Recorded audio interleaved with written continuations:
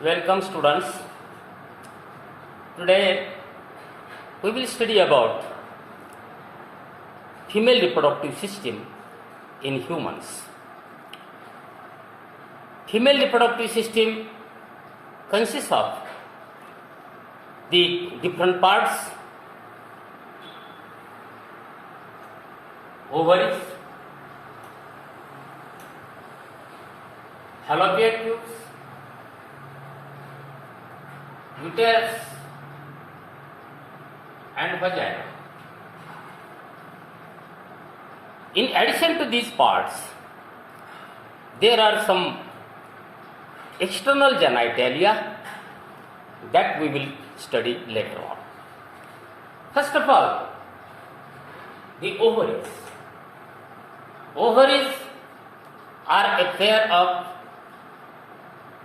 essential female sex organs or primary sex organs, because the ovaries produce ova, female gametes, and also some steroid hormones like estrogen and progesterone.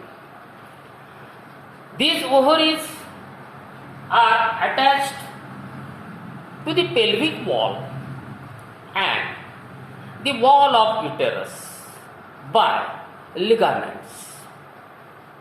The size of the ovary varies from 2 to 4 centimeters. Now, these ovaries, they are in contact with the fallopian tube and they are suspended in the abdominal cavity.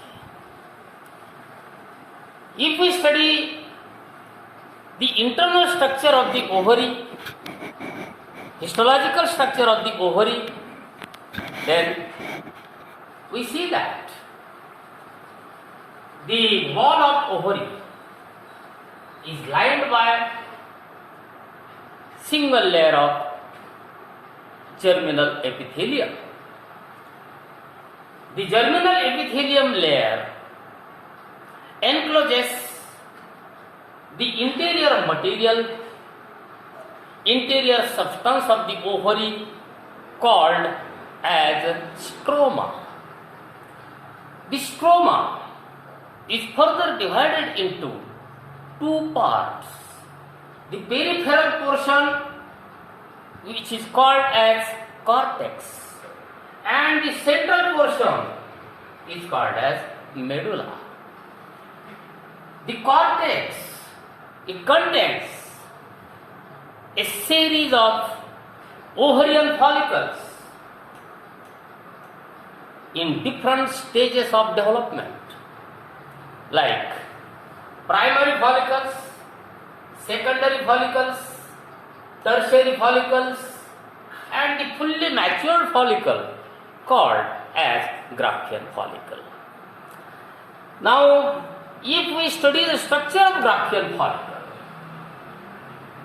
it is the enlarged follicle and it has its own wall. Its wall is called as theca folliculi. Theca folliculi consists of two parts: external membranous layer of this theca folliculi is called as theca externa. Theca externa. And the inner part of the theca folliculi, which consists of few layers of follicular cells, and it is called as theca interna. These follicular cells, they secrete hormone estrogen. Now, in the center of the Graafian follicle, there is secondary oocyte. The secondary oocyte has its own wall consisting of inner layer zona pellucida and outer layer of corona radiata. The space between theca folliculi and the secondary oocyte, it is filled with a fluid, and this space, fluid filled space, is called as antrum. Now, on 14th day of menstrual cycle, the Graafian follicle ruptures. The wall of the ovary also ruptures, and the secondary oocyte is discharged out of the ovary. This process is called as ovulation. After ovulation, the remaining follicular cells get organized to form an endocrine structure which is called as corpus luteum. The corpus luteum is a glandular structure, yellowish in colored because of the presence of lutein granules. These are secretory granules, and this corpus luteum thus secretes one important hormone called as progesterone. Progesterone. It is secreted by corpus luteum. Now, the structure of the ovary also shows a white scar-like structure called as corpus albicans. The corpus albicans can be viewed in the ovary if fertilization fails. When fertilization fails, the corpus luteum, it shrinks, it becomes rudimentary, non-functional, and it is converted into a white scar-like structure, and it is called as corpus albicans. Now the central portion of the ovary is called as medulla, and it contains the blood vessels, lymph vessels, etc. So this is about the ovary. Now come to the next part of the female reproductive system, that is oviducts or fallopian tubes. The fallopian tubes are about 10 to 12 centimeter in length. They have their free end suspended into the abdominal cavity, and it is in contact with the ovary of that side. Now, this free end of the fallopian tube, it has a funnel-shaped opening which is called as infundibulum. This infundibulum receives the secondary oocyte discharged during ovulation. Now, the middle portion of the fallopian tube is wider portion, and it is called as ampulla. And the innermost part of the fallopian tube is called as isthmus. This isthmus has a narrow lumen, and it opens into the uterine cavity. Now, the ampullary ischemic junction, that means this portion is the site of fertilization. Ampullary ischemic junction is the site of fertilization. Now, the third component of this female reproductive system is uterus. The uterus, also called as womb, it is inverted pear-shaped structure. It has three parts. The anterior conical part, wider part is called as fundus. The middle triangular portion is called as body, and the lower, very narrow part is called as cervix. The wall of the uterus, it consists of 3 layers. Outer layer, it is membranous, thin membranous, and it is called as perimetrium. The middle layer is thick, muscular. It consists of smooth muscles. It is called as myometrium. And the inner portion or inner layer, which is glandular, and is called as endometrium. So endometrium is the part of the uterus, the layer of the uterus, which undergoes cyclic changes during menstrual cycle. Now the function of uterus is to carry the fetus. It is the site of implantation of embryo. It is the site of menstrual flow. That means during menstrual cycle, the menstrual flow, it starts from the endometrium. At that time, the endometrium ruptures and the bleeding starts. And that bleeding is called as menstrual flow or menses.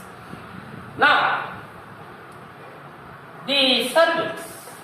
Cervix is the narrow posterior part of the uterus. The cervix has 2 openings. The opening of the cervix into the body of uterus is called as the internal os. Internal os. The opening of the cervix into the vagina, it is called as external os. The length of the cervix between these 2 openings is called as cervical canal. So this is cervical canal. Now, the 4th part of the female reproductive system is vagina. Vagina is a fibromuscular tube about 7.5 to 10 centimeters in length. It originates from the cervix and extends to open at the vestibule by an opening called as vaginal orifice. So, the vagina is highly distensible and it is always kept moist with acidic mucus. Presence of acidic mucus in the vaginal canal is due to the fermentation of glycogen present in the epithelial cells of vaginal lining. Now, these glycogen granules undergo fermentation and produce acid. This acid, it makes the vaginal canal acidic, which is necessary to prevent the growth of fungi in the vaginal canal. Now, on the lateral sides of vaginal orifice, there is a pair of mucus secreting glands which are called as Bartholin glands. These Bartholin glands, they secrete alkaline mucus, and this mucus lubricates the passage of vagina during sexual activity. So this is about the vagina. Now, external genitalia. External genitalia are the external copulatory structures in female. These external genitalia are I have not shown the figure here, but I will mention the names. These external genitalia are, I will write the names here. One, mons pubis, mons pubis. Then labia majora, labia minora,